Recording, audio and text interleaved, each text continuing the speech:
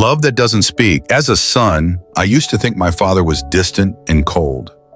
As a father, I realized silence often carries a love too deep for words. And as a grown man, I finally understood.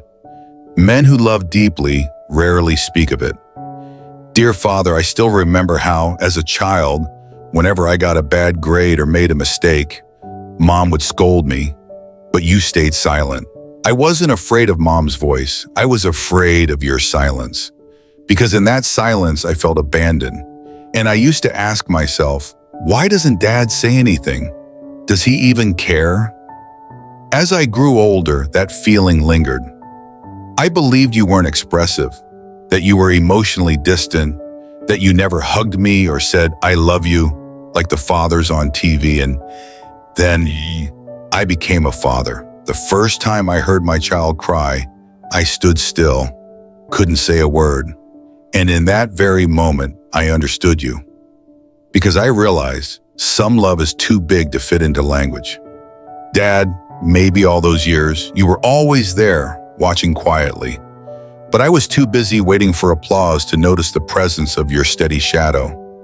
I used to think you were cold. But now, every time I wake up early to warm a bottle, stay up at night without complaining, carry fatigue without expecting praise, I understand that's exactly how you love me. Marcus Aurelius, the Stoic emperor of Rome, once wrote, "Let not your mind run on what you lack as much as on what you have already." A gentle reminder not to let the absence of recognition harden your soul. You never needed anyone to validate your love. You simply showed up, calm, quiet, consistent. And now I'm learning to love like that too, not through declarations, but through presence. If you've ever resented your father for not saying, I love you, try remembering how he looked at you as you walked out the door. Not all love is loud, some is silent and unshakably real.